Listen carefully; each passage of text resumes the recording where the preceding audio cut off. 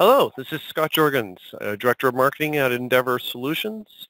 Today's webinar is on what's new in GP 2018, and we also have a number of other great showcase and announcements. The agenda is some quick introductions, discussions from Nikki on our support desk, as well as Brittany, who also is one of our GP consultants and helps with support.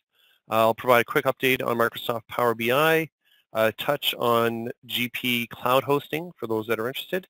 And then at the end, we're going to do a sneak peek into the Endeavour CRM Bistro for GP, which is a CRM for sales that's bringing in GP data into the CRM combined with Power BI. Those that are new to Endeavour, we've been around for 28 years now, supporting Microsoft Dynamics GP and Dynamics 365 CRM. We have clients and across Canada and the US, we're now to about 450, almost 500 active clients. Core services are advisory services, which comes to strategy and process design, implementations and upgrades, and ongoing optimization and support. You can find us online at www.endeavorsolutions.ca. We have profiles of our consultants and a variety of services. And definitely encourage you to check out our case studies that you'll find under our testimonials section. For GP 2018, if you go to our services and choose Dynamics GP, we have a specific upgrade page for GP 2018. And there's a fantastic PDF that's been launched by Microsoft that has some of the summaries from 2015, 2016, and 2018 together. Looking at the roadmap, we're currently on GP 2018. For those that are on GP 10 or 2010, you're well behind. GP 2013 R2 is actually coming to the end of standard support this April, so next month. Those that are on 2015 and moving up, you're only a few versions back. Historically, Microsoft has been making releases twice per year, and now they've moved back to once per year. So GP 2018 just came out in December of 2017. We're expecting GP 2019 to probably be December of this year, and roadmaps moving forward beyond that. So I'm going to introduce Nikki. Actually, Nikki, I'll let you introduce yourself and some things you're planning to talk about, and let me know when you want to move on to the next slides. Okay, thank you, Scott. Hello, everyone. I'm Nikki Toole-Hebert, and I'm a senior consultant here at Endeavour, and I'm one of the support desk leads. So if you contact support, sometimes you'll hear my voice. Today I'm going to talk about, just briefly, about workflow in GP, also the AllinOne View that's new to GP, the document attach, which Brittany's going to discuss a little bit further with her 2018. Sales credit over limit message, the inquiry screens, and emailing via GP. So Scott, if you want to go on to the next slide. So workflow. So we're noticing a lot in the support desk that we're getting some more requests for different types of approvals within GP. So auditors are looking for more information. So GP's come out with a workflow, and it's a process that enables you to approve documents, master records, or batches. And the workflows, you can assign steps to the workflow, like who's to approve. You can see those steps within GP. So there's an information bar that shows you what status those workflows are in, or those approvals.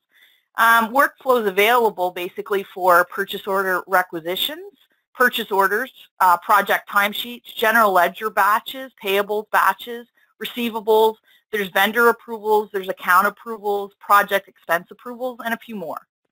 Some of the added features on the workflow for 4.0 is there's some reminder emails. So basically the workflows don't have to be done within the GP application. There is an email approval that can be done, and the user doesn't have to have a license within GP. You can do some reporting for workflows. You can copy workflow setups. So there is a lot of setups involved with workflows, but there's the ability to copy some of those setups for more information or more batch approvals. There's additional fields now with the new version. for payables transaction workflow. There's some more additional fields for the vendor EFT approval and additional messages for the purchase order workflow as well. Notifications can be emailed, and the email can be used to do the workflow process and approval. So the next slide we're showing is the all-in-one view. So this has been added in a couple of different versions, and we have it for sales, purchasing, and inventory. So again, sometimes we have some calls that come into support. Brittany's probably had them too, where because in GP there was different inquiry screens for each piece of a module. So you had AR inquiry screens, you might have sales inquiry screens, AP inquiry screens.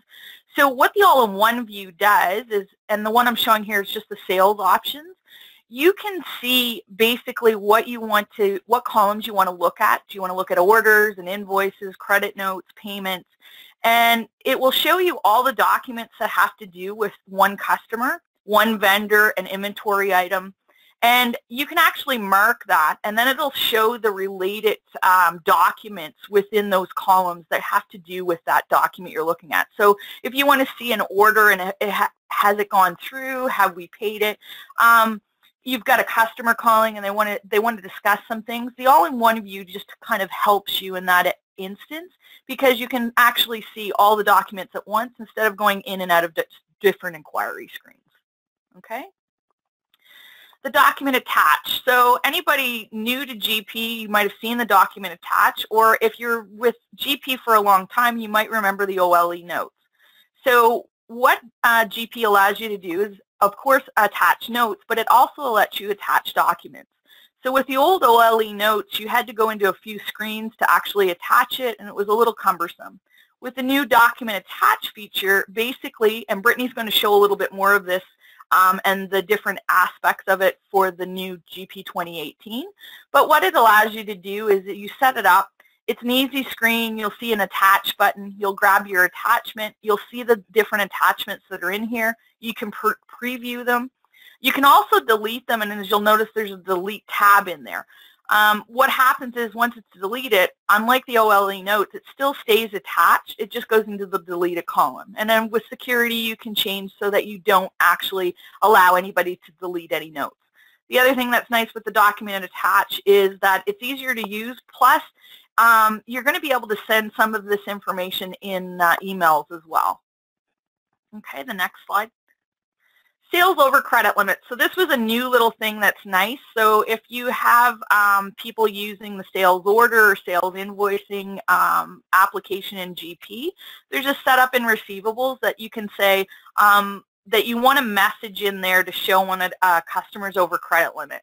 So basically, as soon as the user's actually in there and puts the customer into the document, a message will come up to say this customer has exceeded their credit limit. So that's good, because now the user that's talking to that customer can say, look, let's review your account so that we can see what's going on here. And it'll stop multiple orders going into the system. At least all of your users will know when they're entering a document that that user is, that customer is over their credit limit. So Nikki's way nicer, because I would have said, where's my money? Yes. I was trying to be nice.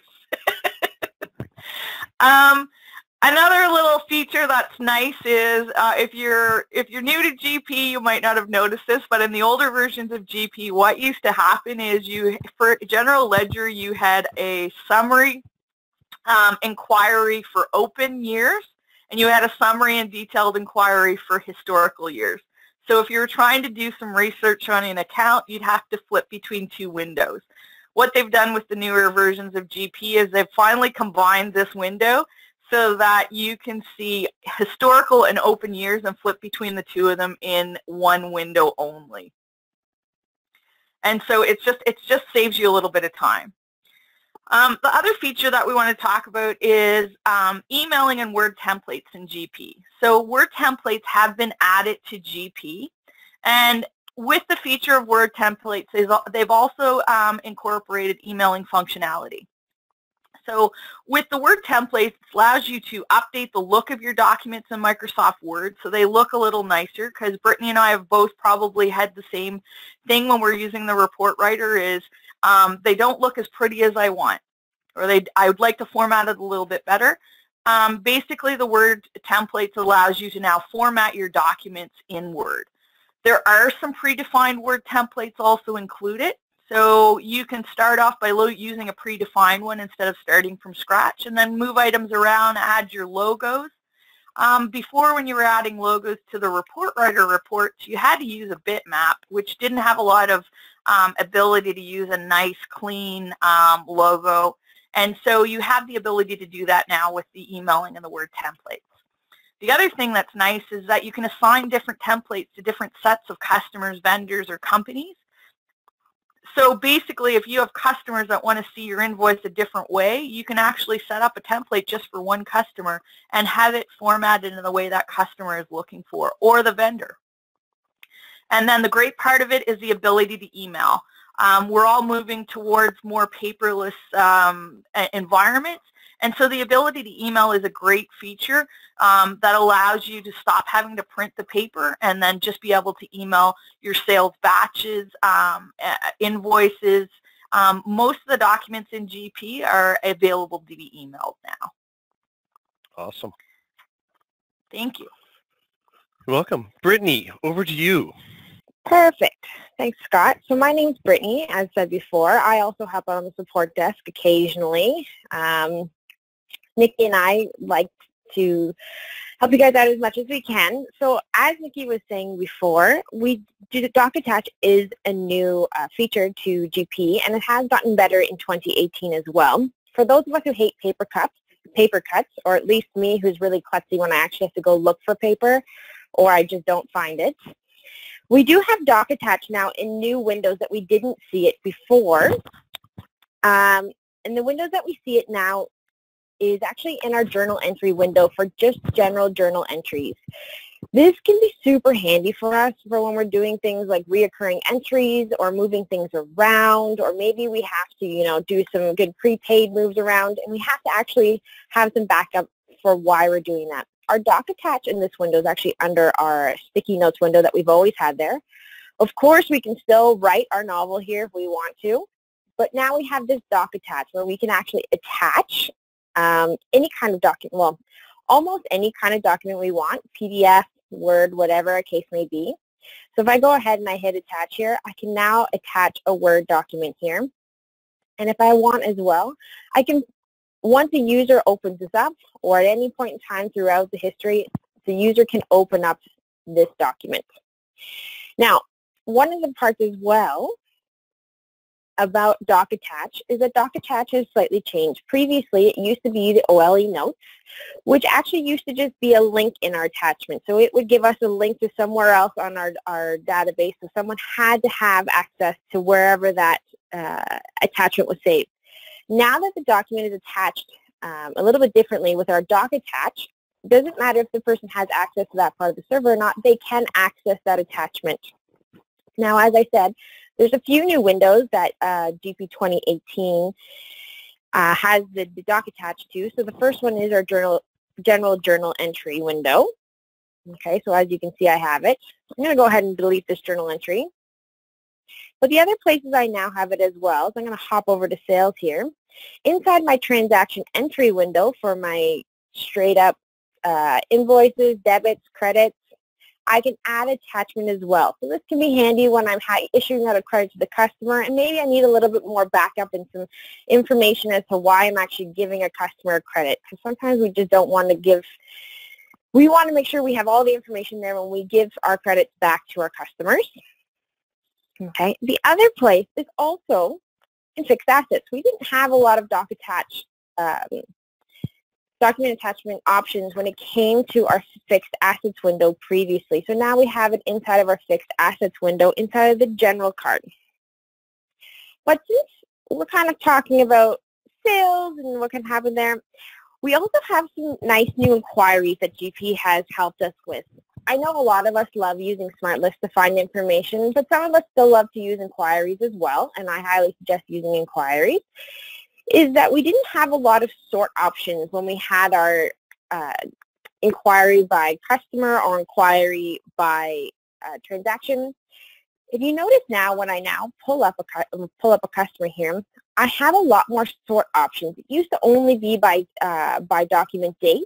I can now do it by document number, document amount, and document date, which is super handy when I'm trying to find this instead of me trying to scroll all the way through, especially if this is a busy customer for us. You're going to have carpal tunnel by the time you're done, and we don't want that to happen.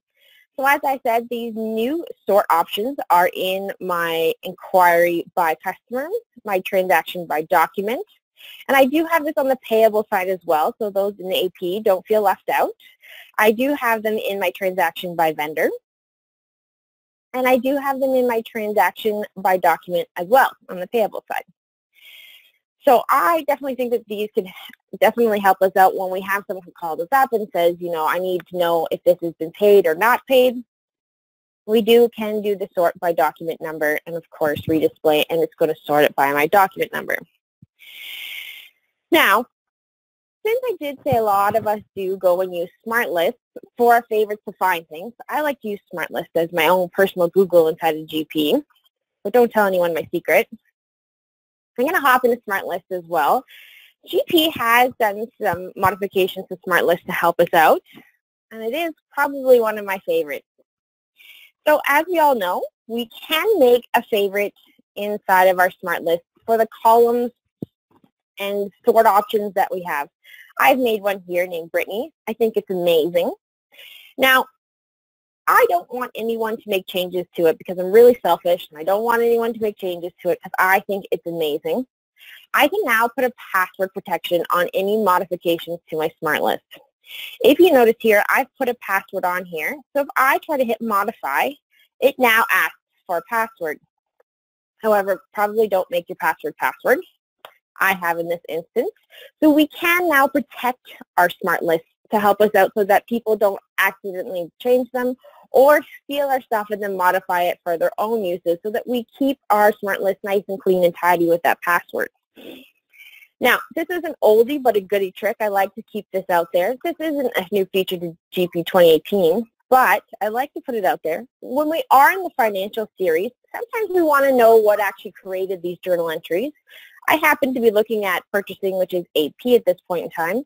The field originating document number, originating master ID, and originating master name tells us where that originally came from. So our master ID and master name, this is our originating vendor ID or vendor name, or if this was a sale, this would be originating master ID would be equal to my customer ID, and master name would be equal to my customer name, and of course originating document number is the document number of the sales transaction. But that being said, as well, we all love to export our stuff to Excel when I have it inside of a Smart List, which is great. Although in prior versions, when I exported any number cells to Excel, like my debits and credits here, they would export as text fields. And then if I wanted to manipulate the data anyway inside of Excel, I had to change my column type, and it was a little bit of a pain. Now when you export to Excel, it actually exports number fields as numbers, which is very helpful when we're actually exporting things like debits and credits or maybe document amounts. Those can help us out so we don't have to do all that manipulation in Excel once it goes out there. Now, another little trick for my Smart List is when I have my Smart List here, you can also go to another window. We all know that if I double click on an item, it does bring me into its originating source. But maybe I want some different information in regards to my Smart List. I can highlight whatever field I want. If I hit my go-to menu, I can go to another inquiry window.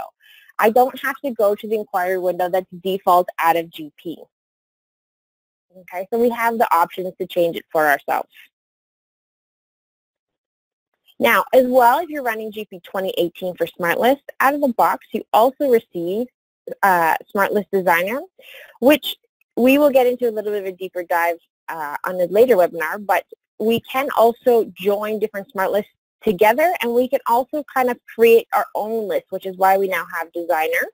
Okay, it also allows us to have automatic filters on particular fields without using our search criteria. Okay, so as I said, my favorite new part of Smart List is that I can now password protect any favorite list. It has to be a favorite, not the asterisk ones that are out of the box. And your password is password, so I can get into them. Nikki, you're not supposed to tell people that my passwords are passwords. Oh, switch it up, password 2. No one's supposed to know, guys. All right. In saying that, let's move back to my favorite part of receivables today, which is sales.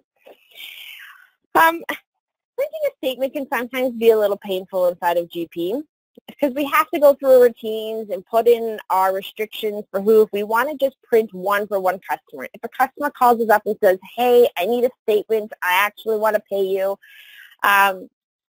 we actually have to go in here and put our restrictions in to put just one customer if we want to print just a single statement. In GP 2018, we've got rid of that little bit of a hassle, and underneath our customer inquiry window here, let me just pull up a customer. Now underneath my print, I can now print my statement from here, so I don't have to go through that whole rigmarole of the routine and have it print out. I can now just say, hey, this is the amount of money you owe me. Please cut me a check now. If they actually cut your check now, that would be great. But we can now print a single statement from the customer inquiry window instead of going through that routine of going through the statements. It does give me the option, though, when you notice when I hit statements, that I can print in the 3 forms that I have, blank, long, and short, just like I can in the routine. So I can pick through those options like I've always had. Okay. Now, hopefully after I sent them this statement, the customer actually pays me. Nikki had talked briefly before about the credit limits that they now pop up if you're entering an order for a customer. It used to be previously that when I entered in a cash receipt, if this cash receipt wasn't posted, it didn't go against their credit limit. However, now unposted transactions are now included in part of your credit limit calculation inside of GP, so it's not so that you have a better hold on how much your customer is going over. Because let's say your customer is very close to their credit limit, they come in and they now put in a large order, but they haven't paid us yet, or they're paying you to put in a large order. We know that sometimes things don't get posted automatically. They may have to go through their due process inside of your organization. So now the unposted transactions or the transactions in work are now included inside of our credit limit. So hopefully we can send that order out to a customer. Now, we all know that the second part of entering a cash receipt is actually our bank transactions, where we do a bank deposit. Now that kind of brings us into the next part of where we're going to talk about reconciling a bank statement. If my bank statement, I've had many, many years inside of my bank reconciliation. Sometimes now when I go to populate my bank reconciliation, to populate my transactions takes forever because it just has way too many transactions. GP now has the nice part that after transactions have been moved to the reconciliation and we know that they've cleared our bank and we're all happy with it, we can move our transactions to history inside of financials, specifically having to do with bank transactions. So those are things like our deposits, our checks, all the things that hit our banks. And when we move them to history, we don't have to wait for all of those to be populated or to go through it when we reconcile our bank statements. It also makes some of our other inquiries faster. If anyone's ever tried to use the checkbook register or the checkbook bank balance, and you pull up a bank account that has tons and tons of history, you'll notice that sometimes this checkbook registry takes forever to actually see any information. So we always want to make sure we now have the option that we can move it to history so that we have that nice and quick thing, not where we actually pull up our bank account and then we have to go get coffee and come back.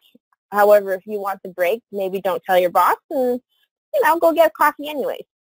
Just no one tell my boss that I said that. Now, we've talked a lot about receivables. Let's talk about those in AP. We don't want to forget about them. They make sure that we continue to pay our bills. Previously, if you were using purchase order requisitions, you didn't have the option to print your requisition. You would enter in all your information, and then you would hit submit and hope that somebody would actually approve your purchase order requisition, but you had no way of printing it prior to becoming a purchase order, which is great unless you actually need to print it. So now at this point in time, GP 2018 allows us to print this purchase order requisition, so we can then go and, maybe bug someone to say, I need this, or whatever the case may be. Now, as well, it may also be working in conjunction, as Nikki had said previously, you can have workflow inside of GP.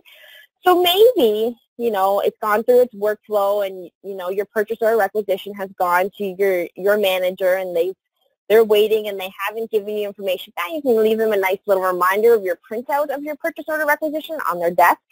They may not appreciate it. However, you can now print your purchase order requisition.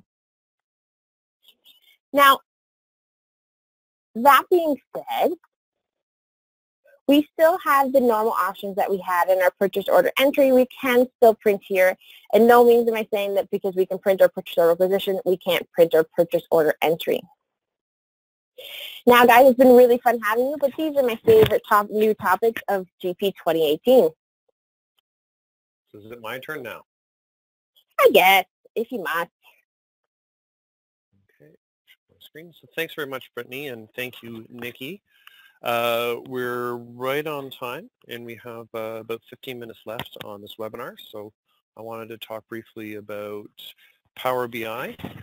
Power BI is a analytics tool predominantly focused on dashboards, but is really Microsoft's putting a lot of investment into Power BI. It can work with Dynamics GP, Dynamics CRM, and can also pull in about 20 other data sources. What's interesting is the tool is starting to blur the lines with some of the SQL Server reporting services, and even so much that you can use Power BI as a report server to share SSRS reports. So that's a great testament to this tool set coming out of Microsoft. We do have more information on our website as well as a demo there. It can be embedded into the Dynamics GP home screen, both on the Ridge client and on the web client. It works a lot better on the web client because it is a cloud-based, web-based application for Power BI.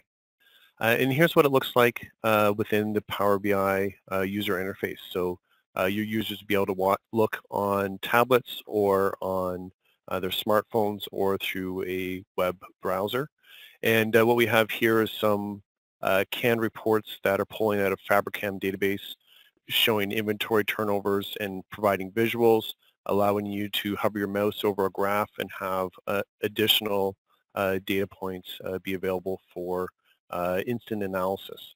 The purpose of Power BI and dashboards are to work around KPIs, key performance indicators, and provide additional rich contextual information so people can make decisions that much quicker. It's not necessarily meant to replace your traditional MR reports where you're just presenting on historical data. It's really more of elevating it out to a broader audience.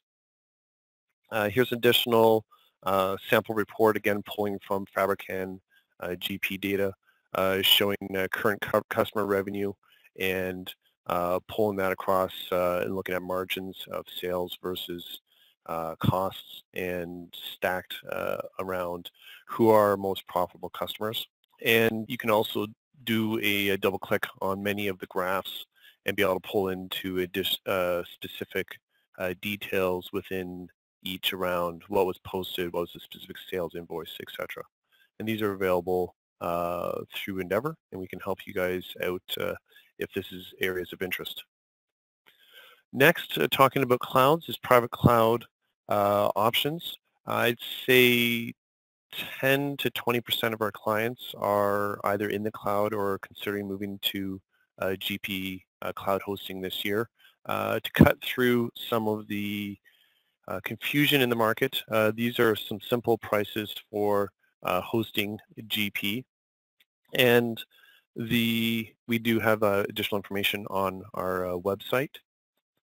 So when to consider the cloud, many are still on-premise, and really if you're using a third-party data center or you're an internal data center that's properly staffed with the best hardware, the best security provisions, and a talented staff who knows how to use everything, then you're fine staying on-premise.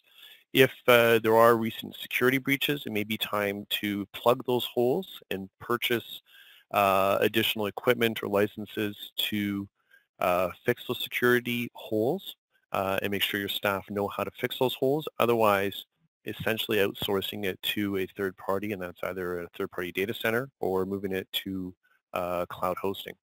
There may be IT skill gaps, or you're, again, needing to buy new storage, new physical space. Maybe you're moving office buildings and you want to you're considering building your own little data center, backup power, new network cables, new storage racks, and that gets quite expensive, and it may be the time to consider moving to a third party and cloud hosting.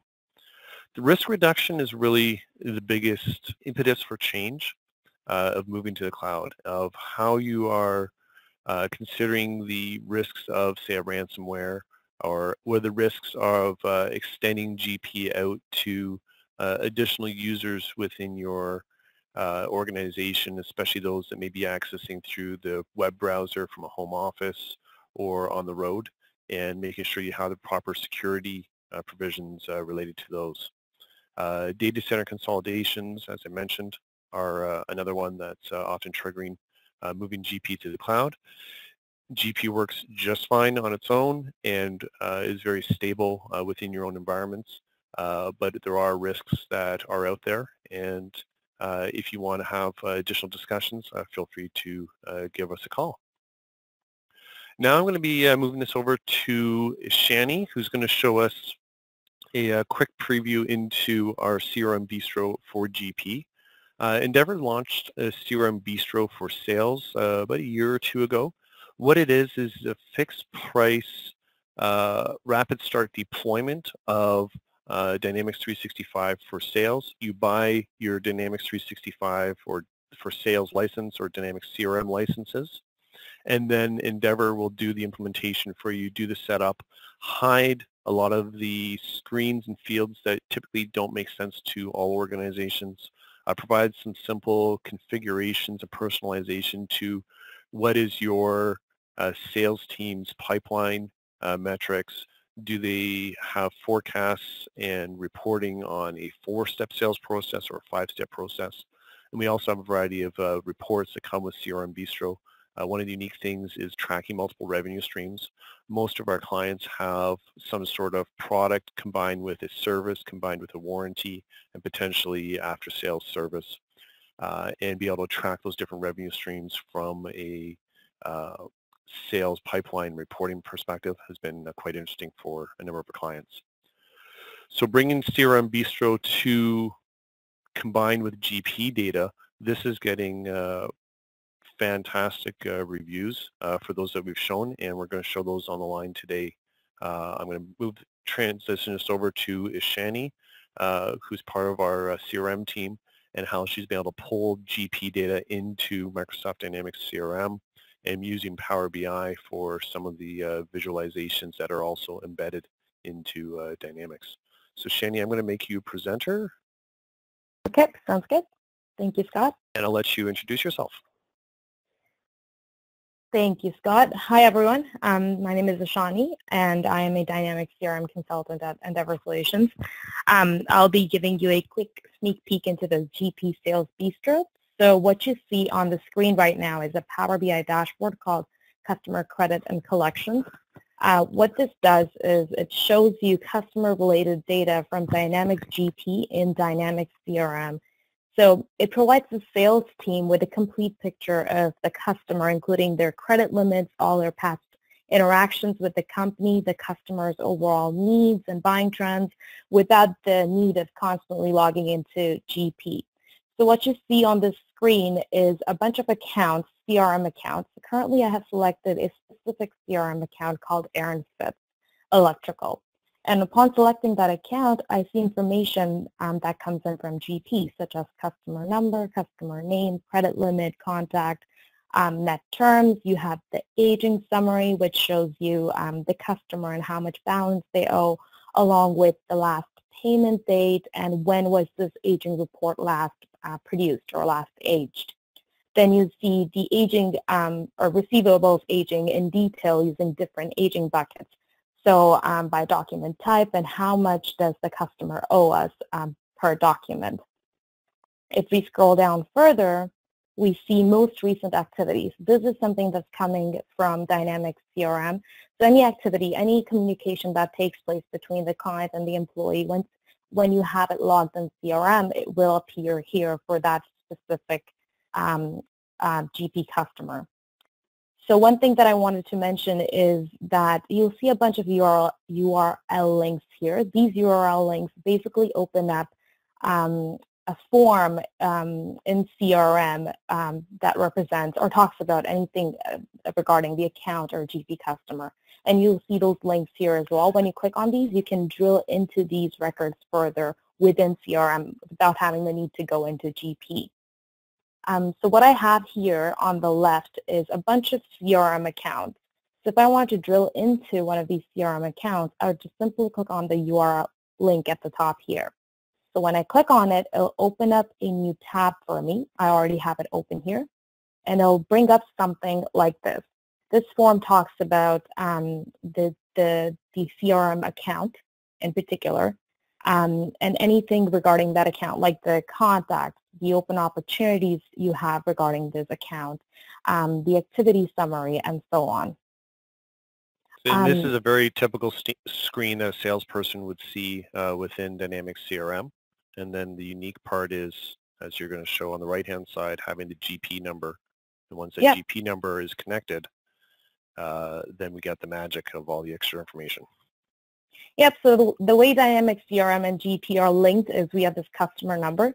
So if you have an account in CRM and you wanted to link a specific GP customer to this account, you'd simply have to enter a customer number to this account and save the form. Once you save the form, these two items will appear here. So GP customer link with the number will appear here and the customer name.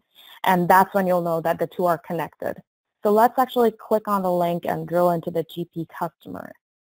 So when I click on it, it will just open up a form within CRM that will show you GP customer information, like their basic information, the customer class, credit amount, invoice, their primary address. If we scroll down further, you'll see their secondary addresses as well, their aging summary, receivables by aging summary, and then you'll see the sales transaction.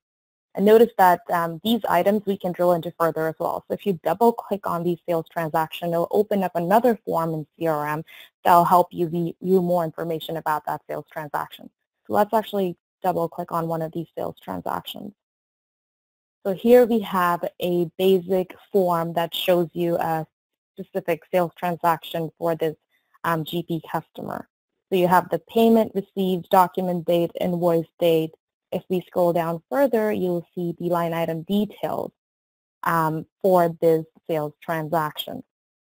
This is all the information that you'd normally see in Dynamics GP, but it's just being displayed in Dynamics CRM, which is awesome for your sales team because they don't have to log into Dynamics GP to view this information.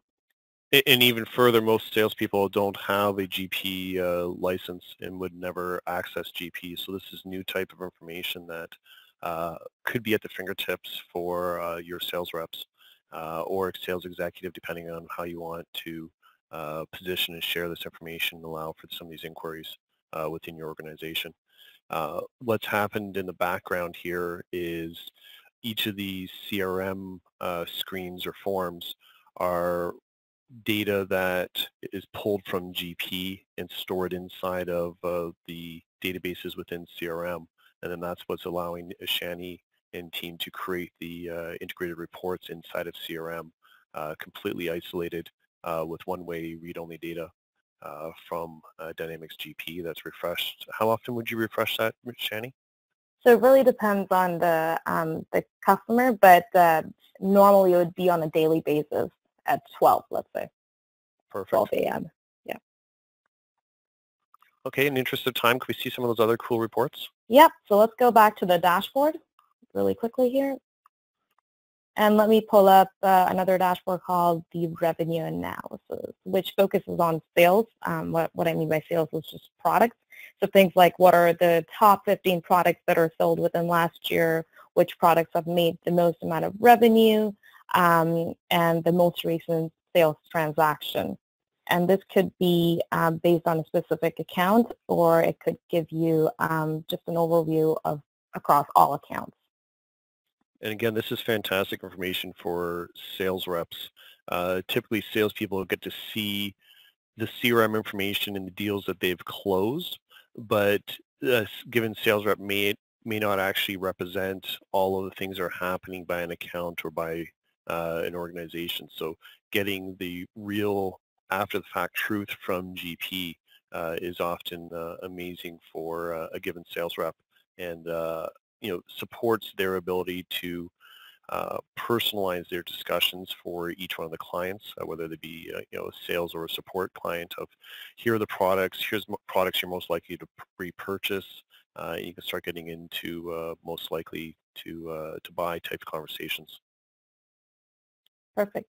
And the last thing that I wanted to show you was the address comparison dashboard. And again, these are all dashboards that are created using Power BI that Scott mentioned a while ago. So this one just shows you an overview of the different addresses that are stored in Dynamics CRM and Dynamics GP. It lets you quickly compare the two and find out any, major or minor differences, if there are any. And if you select one, it actually zooms into this little map that you have here for a better visual understanding. And from a marketing perspective, I love this because we find even internally within Endeavour that sometimes clients will change their address and they tell our finance team so the invoices can be redirected properly, but the sales team doesn't know. Or vice versa, someone's telling the sales team, but the finance team may be caught off guard and miss a monthly invoice and going, why don't I have this? Well, an address was changed. So being able to have these two lists side by side and just doing a visual review, I think is going to be fantastic for our clients, and I'm excited for us to be rolling this out internally as well. Part of the design on this, when I've been talking to Shani and team, was to not force any of the changes, because a number of clients may have multiple organizations. Where invoices go may be different than your primary contact for your sales discussions. So it is often okay to have different addresses, or okay to have slightly different names, Endeavour Solutions versus just Endeavour. Between the two systems, they don't have to be identical, but be able to visually go through them fairly quickly on a periodic basis to identify and highlight where there are differences and allow an individual to make those decisions is a fantastic link between the two systems. So, Shani, anything else to show on this? Nope, that was the last piece. Okay, I'm going to take back control, and we'll finish this up. Our discussion, we are 1 minute over time, but we'll be finishing up very shortly. And thank you very much for staying by. So recap, we had Nikki provide some of the top enhancements in GP over the last few years. Brittany was able to provide some of the live showcase of GP 2018 and some of those features. Quick update on Microsoft Power BI and its various tool sets, which you've also were able to see how that embeds nicely into the web interface within CRM. And the sneak peek that we had of showing GP data within CRM. We're still pulling together the productization of the CRM Bistro for GP and the pricing. For those that are interested and want to be part of early adopter, please reach out to Trish. So Trish is our client relationship manager at Endeavour, and works closely with each of our existing clients for additional demos, additional requests, additional support strategies. And many of you have Matt spoke with Steve Ewing as well who leads our sales team. And if you do want, you can also reach out to the Endeavour support desk, and that may point you towards Nikki or Brittany or others on our team who support our clients. So thank you very much, everyone on the line. Have a wonderful morning, and we look forward to hearing from you.